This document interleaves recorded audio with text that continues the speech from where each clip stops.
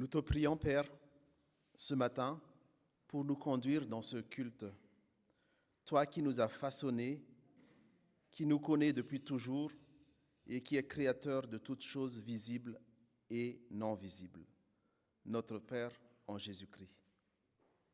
Nous te prions, Jésus-Christ, notre Sauveur et Frère, et qui nous a offert par ton sacrifice le chemin de vie vers le Père. Nous te prions, Saint-Esprit consolateur, souffle du Père, qui nous enseigne, nous édifie dans les voies du Père et qui intercède pour nous en tout temps. Que le Dieu trois fois saint, Père, Fils et Saint-Esprit, nous bénisse et nous donne sa grâce en ce dimanche matin. Amen. Bonjour à toutes et à tous et encore heureux, bienvenue dans la maison de votre Père en Jésus-Christ. Et voilà, c'est toujours un plaisir de vous voir ce matin, assez tôt à 9h30, voilà, pour louer, pour glorifier ensemble le Père, le Fils et le Saint-Esprit. Et pour entendre également la parole de Dieu pour chacun de nous ce matin. Aussi, sans plus attendre, je vous propose de lire de manière antiphonée. On a maintenant l'habitude pour ce culte de ce matin d'avoir un psaume en antiphoné, c'est-à-dire que le premier verset, ça va être moi qui va lire, et après c'est l'assemblée qui enchaîne, et on alterne de cette manière pour ce psaume qui est 119, versets 1 à 12. Merci Jonas. Heureuses les personnes qui se conduisent de manière intègre, qui mènent leur vie selon l'enseignement du Seigneur. Heureux ceux qui suivent ses instructions et le cherchent de tout leur cœur. Ceux-là ne commettent aucune injustice, mais vivent comme Dieu le demande. Toi, Seigneur, qui as révélé ce que tu exiges pour qu'on le respecte avec soin. Oui, que je sache me conduire avec fermeté en m'appliquant à faire ta volonté. Alors je n'éprouverai aucune honte en considérant tous tes commandements. Je te louerai sans arrière-pensée en étudiant tes justes décisions. Je m'appliquerai à faire ta volonté, ne cesse jamais de me soutenir. Quand on est jeune, comment garder une conduite pure en observant ce que tu as dit, Seigneur?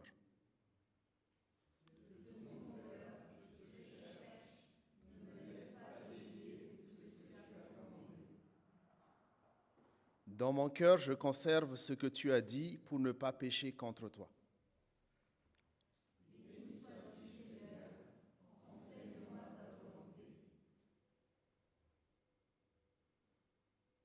Amen. En effet, moi, de mon côté, j'aime bien ce psaume parce qu'en effet, par ce psaume, on voit en fait voilà, l'importance de suivre les prescriptions et la parole de Dieu qui devient parole de vie à ceux qui la pratiquent et qui la vivent. En effet, dans les premiers versets, on a entendu « heureux ». Donc moi, j'ai la traduction un peu seconde de ce psaume qui dit « heureux ceux dont la conduite est intègre, ceux qui marchent suivant la loi de l'Éternel ». En effet, les trois premiers versets parlent d'une vie de piété et les bénédictions qui en découlent. On ne sait pas exactement de quelle bénédiction, mais en tout cas, le psalmiste, il est confiant en le respect et de suivre les paroles de Dieu. En effet, le psalmiste a la foi en la parole de Dieu et ces quelques versets révèlent qu'il a trouvé un trésor en la parole de Dieu et qui devient justement pour lui parole de vie et aussi pour tous ceux qui s'y conforment et qui la recherchent de tout son cœur. En effet, le croyant qui marche selon la parole, dans l'obéissance et la communion avec Dieu, est doublement béni. Ainsi, en écho à ces quelques versets de psaume qu'on a entendus, du coup, maintenant, la question se pose, qu'en est-il de nous, de notre relation avec Dieu notre Père? Est-ce que nous sommes dans la même dynamique que ce psalmiste ou sommes-nous éloignés de Dieu, notre Père, dans notre vie au quotidien? Sommes-nous restés témoins fidèles de Jésus-Christ, notre Seigneur et Sauveur, par nos actes, nos paroles et dans les lieux où Dieu, le Père, nous envoie? Donc voilà, c'est un temps aussi d'introspection, de retour sur soi aussi par rapport à notre relation à Dieu, en ayant entendu ces versets de psaume.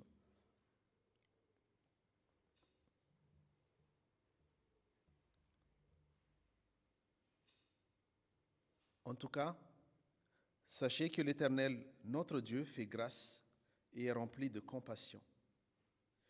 Il ne se détournera pas de nous si nous revenons à lui. C'est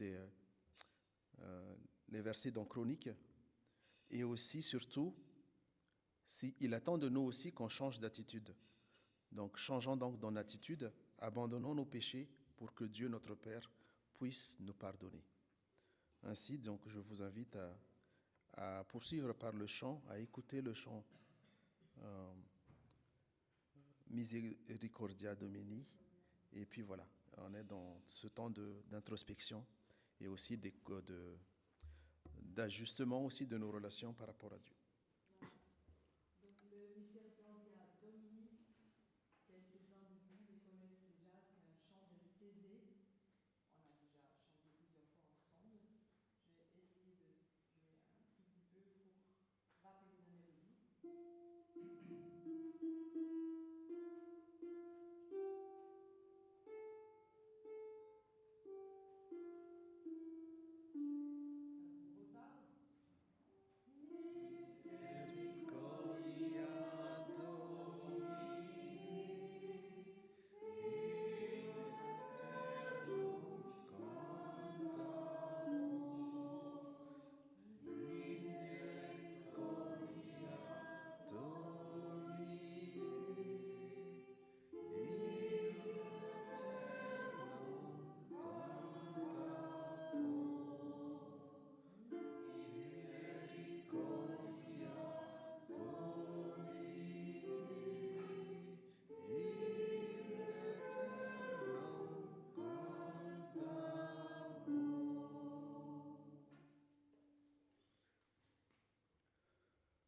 Ainsi, chers frères et sœurs, je vous invite à vous lever pour entendre aussi, écouter, entendre la parole de Dieu et aussi recevoir son pardon également. En effet, chers frères et sœurs, ainsi dit le Seigneur dans Ézéchiel 36, 25 à 28, les paroles du Seigneur qui disent « Je vous aspergerai d'eau pure et vous serez purifiés. Je vous purifierai de toutes vos impuretés et de tous vos idoles. Je vous donnerai un cœur nouveau et mettrai en vous un esprit nouveau. Je retirerai de votre corps le cœur de pierre et vous donnera un cœur de chair. C'est mon esprit que je mettrai en vous, ainsi je vous ferai suivre mes prescriptions. Gardez et respectez mes règles. Vous habiterez le pays que j'ai donné à vos ancêtres. Vous serez mon peuple et je serai votre Dieu.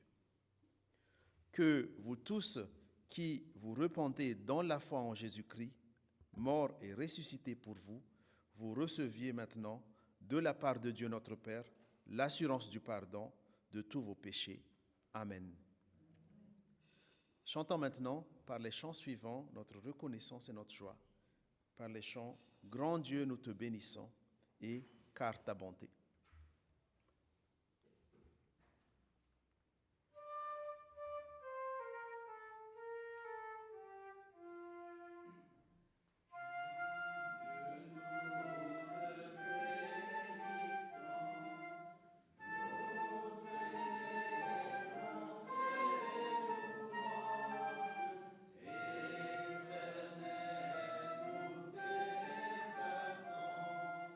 De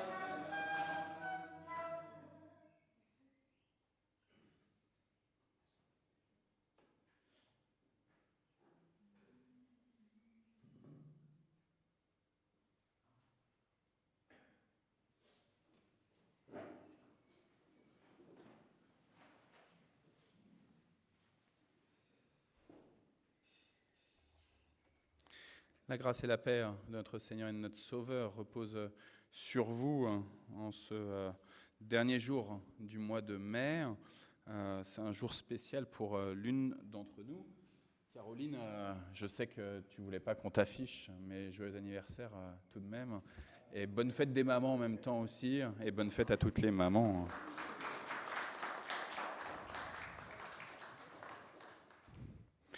La semaine dernière, c'était le dimanche de Pentecôte.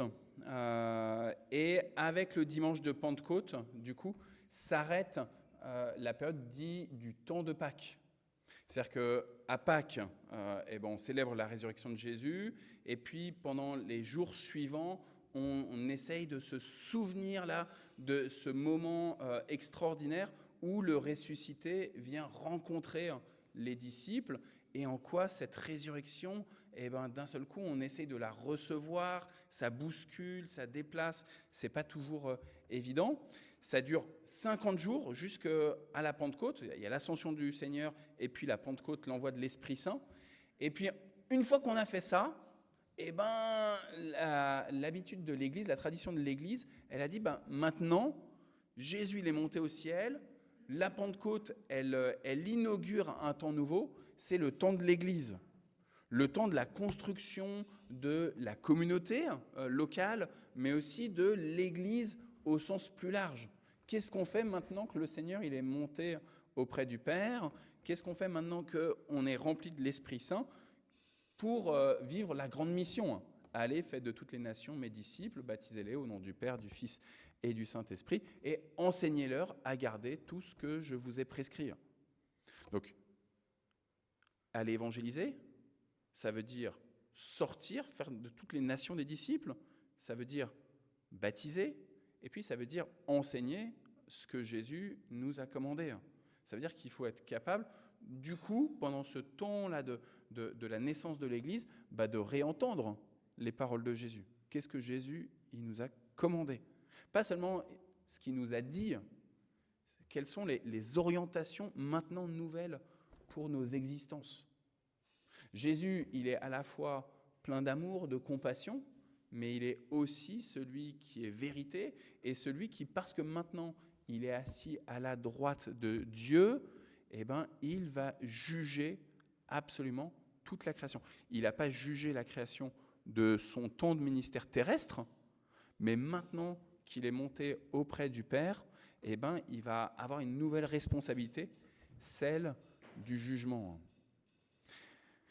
Je vous propose donc aujourd'hui d'écouter des paroles de Jésus. Elles se trouvent dans l'Évangile selon Luc au chapitre 21. Jésus regarda autour de lui, on est à Jérusalem, on est au temple de Jérusalem, et il vit des personnes riches qui déposaient leurs dons dans la salle du trésor du temple. Il vit aussi une veuve, pauvre, qui y mettait 2 petites pièces de monnaie. Il dit alors, je vous le déclare, c'est la vérité, cette veuve pauvre a mis plus que tous les autres. Car tous ont donné comme offrande de leur superflu. Mais elle, qui manque de tout, a donné tout ce qu'elle avait pour vivre. Quelques personnes parlaient du temple et ils disaient qu'il était magnifiquement orné, avec des belles pierres, avec des objets offerts à Dieu. Mais Jésus dit, les jours viendront où de ce que vous voyez là, il ne restera pas pierre sur pierre. Tout sera détruit. Ils lui demandèrent alors, Maître, quand cela se passera-t-il? Quel sera le signe qui indiquera le moment où ces choses doivent arriver? Jésus répondit, faites attention, ne laissez personne vous égarer, car beaucoup viendront en mon nom et ils diront, c'est moi. Ou alors ils diront, le moment fixé est arrivé. Mais, dit Jésus, ne les suivez pas. Quand vous entendrez parler de guerre, de révolution, ne vous effrayez pas. Il faut que cela arrive d'abord, mais ce n'est pas tout de suite la fin. Puis il ajouta, quand on se dressera peuple contre peuple, royaume contre royaume, il y aura de terribles tremblements de terre en divers lieux, des famines, des épidémies. Il y aura aussi des phénomènes effrayants et des signes impressionnants venus du ciel. Mais avant tout cela, on vous arrêtera, on vous persécutera, on vous livrera pour être jugé dans les synagogues et l'on vous mettra en prison. On vous fera comparaître devant des rois et des gouverneurs à cause de moi. Ce sera pour vous l'occasion de témoigner à mon sujet. Soyez donc bien décidés à ne pas vous inquiéter par avance de la manière dont vous vous défendrez. Je vous donnerai moi-même des paroles et une sagesse telles qu'aucun de vos adversaires ne pourra leur résister ou les contredire. Vous serez livrés même par vos parents, même par vos frères et sœurs, par votre famille, par vos amis. On fera condamner à mort plusieurs d'entre vous. Tout le monde vous détestera à cause de moi. Mais pas un cheveu de votre tête ne sera perdu. Tenez bon, c'est par votre persévérance que vous sauverez votre vie. Parole du Seigneur. Parole du Seigneur. On aimerait bien que maintenant, hop, on ferme la Bible et on la re-range dans le placard. On la re-range dans la bibliothèque. Ok, parole du Seigneur, c'est bon Seigneur, j'ai écouté ta parole. Maintenant, j'ai pas trop envie qu'elle me perturbe dans mes relations les uns avec les autres, mais aussi dans ma relation avec toi. Seigneur, c'est bon, j'ai fait mon office, j'ai pris la Bible, je l'ai lue et je peux la ranger. Mais vous le savez bien, frères et sœurs, quand Jésus prenait un rouleau, comme c'était la tradition, eh ben, il enseignait à partir du rouleau. Il ne pouvait pas juste lire la Bible et ne pas ensuite donner des explications. Et des explications sur l'aujourd'hui. Comment est-ce qu'on reçoit aujourd'hui la parole du Seigneur?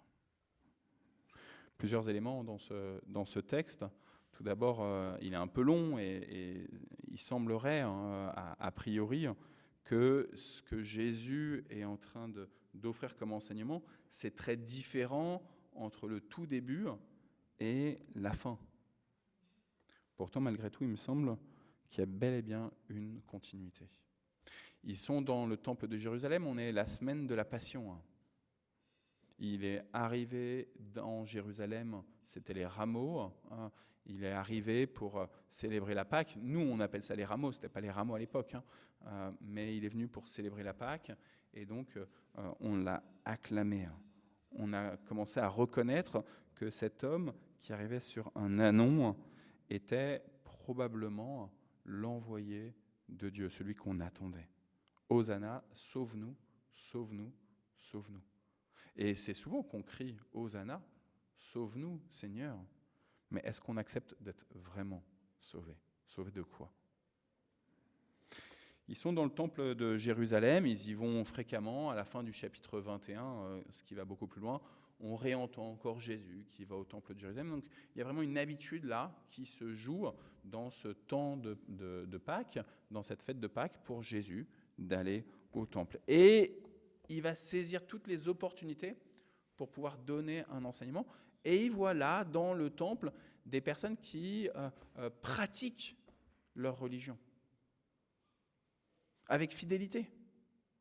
On leur a demandé d'apporter dîmes et offrandes au temple avec fidélité.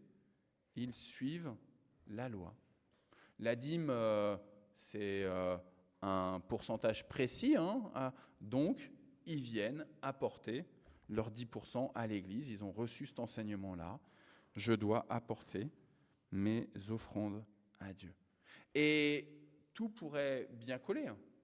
Super, tu as de l'argent, tu viens amener ton offrande à Dieu, telle que la loi l'a ordonné. tu as bel et bien pratiqué ta religion. Oui, mais voici, Jésus voit cette pauvre veuve qui vient mettre 2 toutes petites pièces, 2 centimes. C'est vraiment rien du tout. C'est tellement rien du tout que ça ne va pas aider à construire, à enjoliver, à embellir le temple de Jérusalem. Ça ne va pas servir à remplir la coupe, ça ne va pas servir à mettre de l'encens, ça ne va pas servir à mettre une belle décoration, ça ne va pas servir à ce que les prêtres, à ce que les enseignants puissent faire leur travail. C'est 2 petits centimes de rien du tout.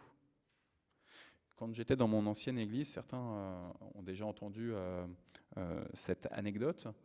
Il y avait une dame qui régulièrement comptait les sous. Ce n'était pas la trésorière ou la trésorière adjointe, c'était quelqu'un de l'église qui aimait bien à la fin compter les sous et elle faisait ça assez bien. On savait qu'elle prenait les offrandes, elle allait se mettre dans la petite sacristie à côté de l'église et elle faisait ça très bien. Elle n'a jamais fait de détournement de sous et on avait entière confiance en elle. Il y a quelque chose qui, à l'époque, m'avait un petit peu alerté, mais je n'avais pas eu l'audace de la reprendre. Et c'est évidemment, malheureusement, des années après, face à ce texte-là, que je me dis, il y avait quelque chose qui n'allait pas. Quand elle prenait les offrandes, cette sœur, elle commençait à compter, mais pour compter, elle séparait les différentes pièces. C'est plus facile de compter quand on a un lot de pièces de 1 euro, de 2 euros, et ainsi de suite.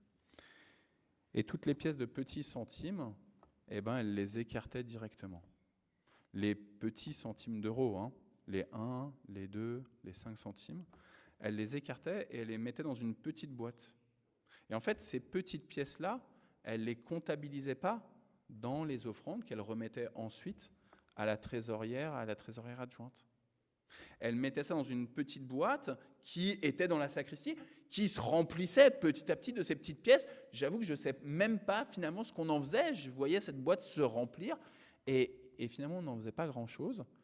Et elle disait, cette sœur, que j'aime énormément, mais elle disait, on ne peut pas apporter des toutes petites offrandes à Dieu, c'est irrespectueux vis-à-vis de Dieu d'amener des centimes d'euros. C'est rien, c'est pas juste vis-à-vis de Dieu. Et je vous avoue que ça me perturbait parce que, en fait, je comprenais sa pensée derrière, de dire quel est le respect qu'on a à Dieu, dans ce qu'on apporte à Dieu, vraiment. Quand, Guillemette, on parle du denier de l'Église, dans l'Église catholique, comment est-ce qu'on apporte vraiment son offrande à Dieu dans le temple, avec respect? Et en même temps, vous voyez, avec ce texte-là, je me dis, il y a quelque chose qui n'est pas tout à fait juste. C'est finalement son regard à elle sur ce qui est juste ou pas d'apporter à Dieu.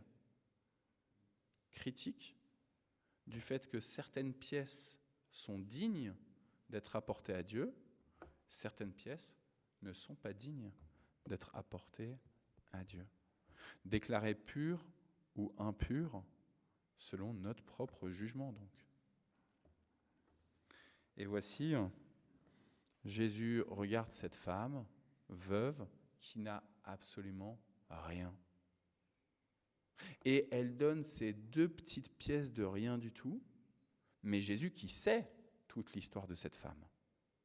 Il la connaît parfaitement, il connaît son passé, il connaît son présent, il connaît son avenir. Il peut dire, regardez-la et prenez-la en exemple. Elle a donné absolument tout ce qui lui était nécessaire pour vivre. Elle a donné sa vie ici, avec ces 2 petites pièces qui, extérieurement, semblent rien du tout. Et ceux qui sont dans leur suffisance à dire « j'ai donné une bonne somme à l'Église », mais où finalement, ils ont juste donné leur surplus, et malheur à eux, en fait. Alors là, il n'y a pas une parole de malédiction, mais vous comprenez bien, Jésus essaye juste de nous rendre attentifs sur le fait que nos yeux jugent facilement les situations et on va élever en dignité, on va reconnaître, on va admirer toutes les personnes qui, parce qu'elles ont en surabondance de dons, que ce soit là de l'argent, mais que ce soit aussi en capacité, par exemple, à donner de la disponibilité pour l'Église. Glorifier notre frère Andrea. Il est extraordinaire avec le temps qui passe. En plus de son travail, tout le temps qui passe. Glorifier notre sœur Vanessa, notre sœur Françoise, avec le temps qu'elle passe, avec le conseil presbytéral, avec la charge de la trésorerie, etc., etc. Sauf que finalement, vous voyez, on va se mettre à dire telle personne, elle est digne d'être glorifiée, et telle autre, parce qu'on la voit moins, parce qu'elle a moins de disponibilité ici, dans l'Église même, eh ben, elle n'est pas digne. Mais en fait, on ne sait pas comment la personne extérieure à l'Église va donner du temps au nom de Jésus pour les autres, va prendre soin de personnes qui peut-être sont très proches, c'est sa famille, peut-être sont très éloignées. On n'en a pas idée. Mais Dieu, lui, le sait. Alors on pourrait dire, waouh, bravo à cette femme et bonne leçon pour les riches. Bonne leçon sur le fait que les riches, faut qu'ils arrêtent d'être suffisants. Mais ce n'est pas terminé la lecture pour aujourd'hui. Alors que Jésus entend certaines personnes glorifier le temple de Dieu, l'exalter, waouh, il est vraiment beau, il est bien entretenu. Heureusement, il y a des gens qui mettent de l'argent pour qu'il soit aussi beau, bien entretenu. Heureusement, il y a des personnes qui ont mis de l'argent pour qu'on puisse changer de chaise. Vous avez vu qu'il y a les nouvelles chaises on n'a pas encore terminé avec le conseil presbytéral. Hani, il est à fond dedans avec tout le reste du conseil. Mais on va faire un petit sondage. Vous allez pouvoir dire quelles sont vos préférences. Vous pouvez déjà les tester un petit peu. Je ne sais même pas combien de temps on va les mettre, Hani, ces chaises, avant de définir laquelle on choisira. Mais concrètement, il y en a pour 20 000 €, à peu près. Minimum. C'est une somme énorme. Énorme. Et il y a des personnes qui arrivent dans le temple de Jérusalem et qui disent « Waouh, il est beau ce temple, il est bien décoré, il y a des beaux objets religieux, il y a de la dorure, waouh !» Et Jésus répond « Attention, je vous le déclare, il y aura un temps où il ne restera pas pierre sur pierre. » Et là, frères et sœurs, c'est pour ça que je vous propose vraiment de prendre cette lecture à la fois avec cette veuve et ces riches, et en même temps, cette parole de Jésus et toutes les suites de la parole de Jésus, tout le développement sur le fait que tout va disparaître. Tout va disparaître. Comment est-ce qu'on habite le moment présent, qu'on donne au moment présent tout ce qu'on a, pas forcément à l'Église même, mais à Dieu. Pas forcément au travail même, mais à Dieu. Pas forcément à la famille même, mais à Dieu. Et en même temps, donner à Dieu, c'est peut-être donner du temps à l'Église, donner du temps au travail, aux collègues, aux voisins, à la famille, aux amis, à des personnes que vous ne connaissez pas et qui sont dans la précarité. Comment est-ce qu'on accepte de vraiment saisir chaque opportunité qui nous est accordée pour donner nos petites pièces, tout en ayant conscience que, vanité des vanités, il ne restera pas pierre sur pierre. Je travaille pour le moment présent et Dieu seul sait pour le moment à venir. Frères et sœurs, en tant que pasteur, j'aimerais que le jour où je quitte votre communauté, votre temple, je puisse me dire, Arnaud, tu as fait un bon travail et regarde, par exemple, il y a encore plein de responsables et le temple, il continue encore à rayonner et même il continue de grandir, etc. Et je serais un peu fier de me dire, j'ai participé à mon échelle et super, ça continue comme ça. En même temps, et ce n'est pas une parole de malédiction, et je le souhaite profondément, que le temple il puisse continuer de croître, même le jour où avec Isabelle et les enfants on partira. Je l'espère vraiment, que tous les liens entre vous, ils vont continuer encore à se tisser, d'être de plus en plus forts, que vous allez pouvoir accueillir de nouvelles personnes, que vous allez pouvoir faire preuve du même amour dont Dieu a fait preuve pour chacune et chacun d'entre vous. Vous êtes tous importants pour pouvoir prendre soin des autres. Et en même temps, tellement d'histoires de grandes églises qui se sont complètement détruites. Des schismes, des divisions, des personnes qui, pour une raison ou une autre, décident de partir, et puis une par-ci, une par-là, une autre par-ci, une autre par-là, et puis finalement plus rien. Au bout de quelques années, une grande assemblée, finalement, n'est plus. Combien de bâtiments, hein? Nous, on a de la chance d'avoir un bâtiment qui a 160 ans cette année, 160 ans ce temple. Mais combien de bâtiments magnifiques qui ont porté du fruit à un moment donné ne sont plus. Tilane, on a été marcher le 1er mai entre la collégiale de Mantes et la belle église de Follainville. Et tu te souviens, en marchant dans le bois Saint-Sauveur, on a fait une pause, une escale, et on nous a expliqué, le curé de Follainville nous a expliqué que là, il y avait un ermitage avant. Il y avait un groupe, alors une personne d'abord, et puis en fait plusieurs ensuite. Eh ben, ils occupaient le bois Saint-Sauveur, ils avaient construit des maisons, et ils l'occupaient pour prier. C'était des ermites. Frères et sœurs, il ne reste plus pierre sur pierre. Juste un vague souvenir de ce qui s'était passé. Un souffle qui passe, un souffle, mais un souffle qui est vraiment là. Frères et sœurs, je termine juste comme ça avec cette idée du souffle. Dans le Premier Testament, on nous parle d'un souffle, de quelqu'un qui passe comme ça et dont la vie a été raccourcie à cause de son propre frère, tué par son frère en raison d'une offrande, en raison d'une jalousie sur l'offrande que chacun avait apportée et qui est agréée par Dieu. Frères et sœurs, avec quel cœur est-ce que Abel a apporté son offrande à Dieu? Avec quel cœur Caïn a apporté son offrande à Dieu? Évidemment, derrière, avec quel cœur vous apportez votre offrande? Pas seulement votre offrande d'argent, hein. Bien sûr que vous pourrez mettre de l'argent ensuite dans le petit panier, je ne sais pas d'ailleurs s'il y a le petit panier, mais à la sortie. Mais votre offrande de votre vie. Cette pauvre veuve, elle a mis toute sa vie. Avec ses petites pièces, elle a mis tout ce qui lui était vraiment nécessaire pour vivre. Frères et sœurs, Dieu n'attend pas les 10% de votre vie. Dieu attend aujourd'hui les 100% de vos existences. Amen.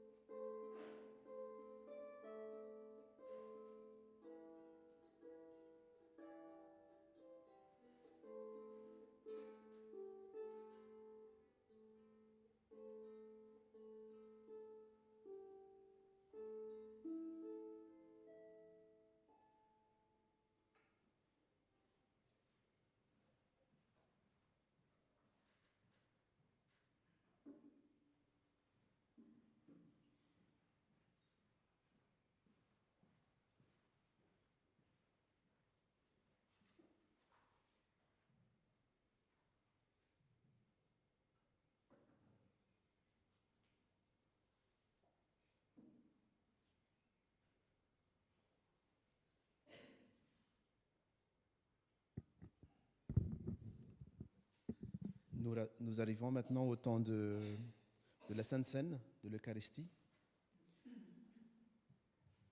Il est juste, vraiment juste, il est bon, vraiment bon de te reconnaître comme le seul vrai Dieu et de t'honorer ainsi dans ta sainteté, toi le Père, le Fils et le Saint-Esprit. Tu es saint, parfaitement saint, et pourtant tu t'es offert à cette création pécheresse que nous sommes.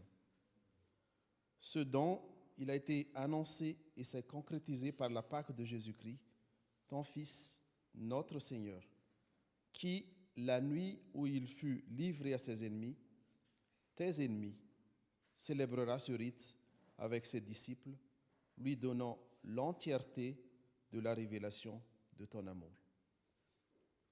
Donc, chers frères et sœurs, comme on a l'habitude maintenant, je vous invite à former un cercle devant pour communier ensemble en mémoire du repas du Seigneur avec ses disciples.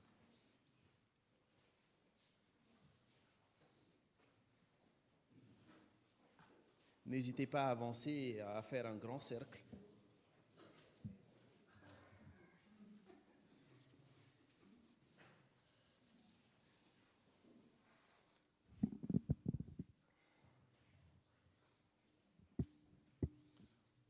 Dans la magnifique communion que tu formes, Père, Fils et Saint-Esprit, Jésus a pris le pain,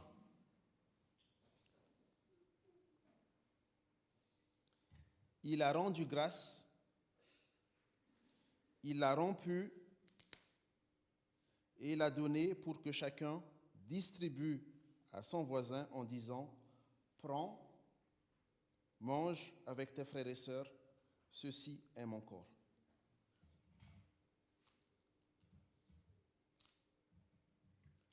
Laurence, prends, mange avec tes frères et sœurs, ceci est le corps du Christ.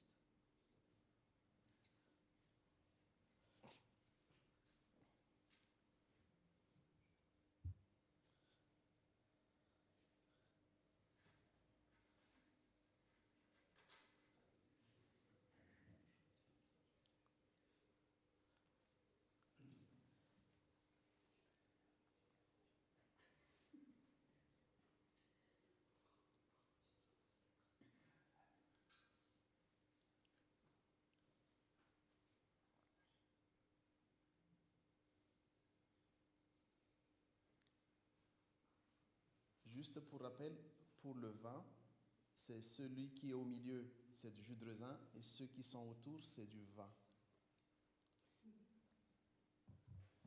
Puis,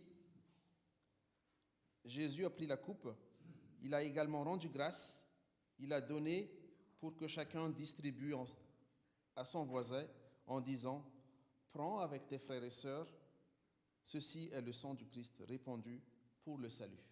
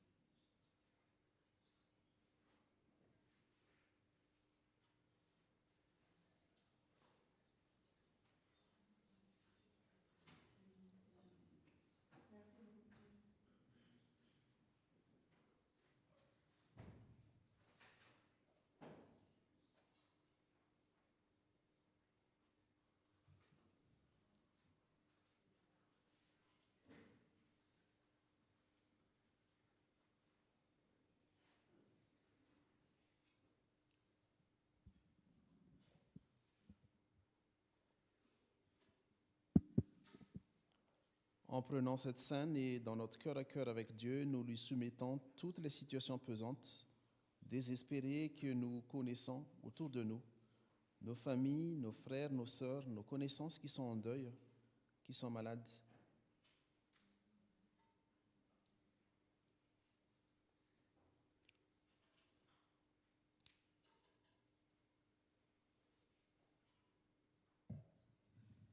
Également les familles, les enfants qui sont victimes et qui subissent aussi des violences, de la brutalité de la guerre dans ce monde. Et d'un cœur à cœur, nous disons la prière que Jésus nous a enseignée. Notre Père qui es aux cieux, que ton nom soit sanctifié, que ton règne vienne, que ta volonté soit faite sur la terre comme au ciel. Donne-nous aujourd'hui notre pain de ce jour. Pardonne-nous nos offenses, comme nous pardonnons aussi à ceux qui nous ont offensés. Ne nous laisse pas entrer en tentation, mais délivre-nous du mal, car c'est à toi qu'appartiennent le règne, la puissance et pour les siècles des siècles. Amen.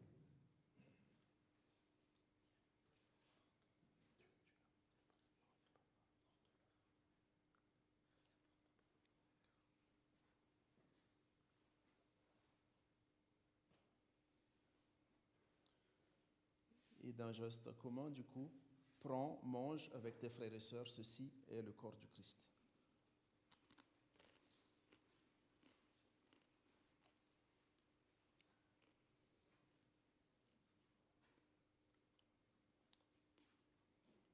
Et ensuite, prends, bois avec tes frères et sœurs, ceci est le sang du Christ répandu pour le salut.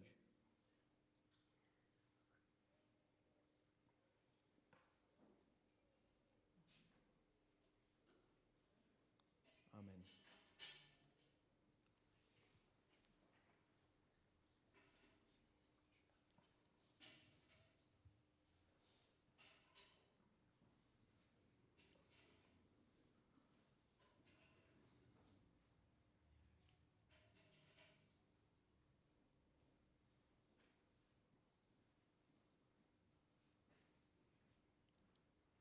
Recevez maintenant la bénédiction du Seigneur.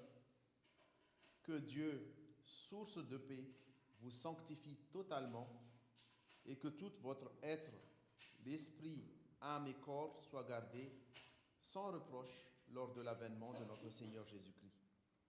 Il est fidèle, celui qui vous appelle, il le fera. Il vous bénit, celui qui est Père, Fils et Saint-Esprit. À lui le règne et la gloire pour les siècles des siècles. Amen. Merci Lucas. On peut donc reprendre place et faire notre dernier chant.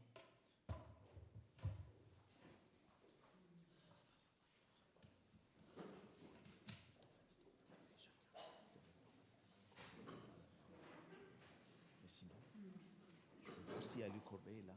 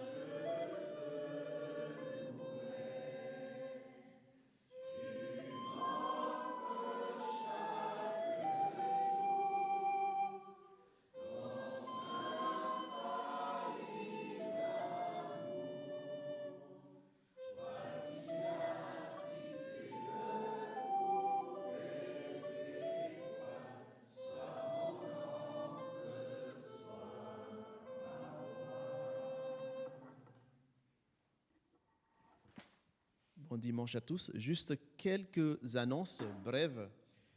Comme vous savez, en fait, notre communauté aussi, il y a des familles de notre communauté qui sont en deuil. Du coup, voilà, je vous les remets en prière aussi. Notamment, la semaine qui va arriver, on aura 2 cérémonies d'obsèques. Le lundi après-midi à 15h30, il me semble. 14h30 au cimetière. Tout à fait. Et du coup, on accompagnera voilà, la famille Vidcock pour le décès de Béatrice. Donc, du coup, pour ceux qui connaissent, c'est une de nos paroissiennes et son mari aussi est président du conseil presbytéral à Mantes. Et donc, du coup, voilà, on peut manifester notre présence aussi par rapport à cette cérémonie d'obsèques qui se tiendra le lundi après-midi à 15h30, à 14h au cimetière et à 15h30 ici pour la famille Vidcock. Et le mercredi à 14h30, on entourera aussi donc Françoise, Christian et les enfants pour le décès de Philippe, le frère de Françoise. Donc du coup, voilà, on vous remet en prière ces familles qui traversent un moment de deuil en ce moment. Et 2 dates aussi, c'est qu'on approche de la fin d'année scolaire. Donc les dates à retenir, c'est le samedi 13 juin, on a notre 2e journée de travaux pour l'embellissement, le nettoyage à la fois intérieur et extérieur du temple. Et le lendemain, le dimanche 14 juin, on a notre fête de l'église animée par les enfants et comme notre habitude, donc un repas partagé préparé par vos spécialités et dans le barbecue est offert aussi par la paroisse. Voilà, et on a aussi une bonne nouvelle aussi hier, c'est que Dana, du coup, pour ceux qui connaissent, donc Dana et Thibaut, ils ont eu leur petit garçon, Abel, hier, donc du coup, voilà, on remercie le Seigneur. Bon dimanche à tous.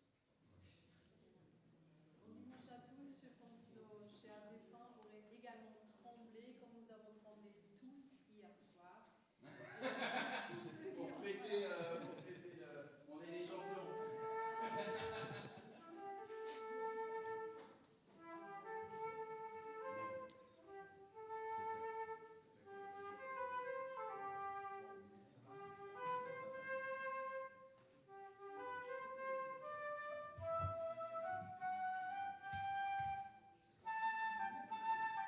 Alors, pour ceux et celles qui veulent faire de l'offrande, il y a un petit panier au fond, du coup, vous pouvez déposer les offrandes dans le petit panier.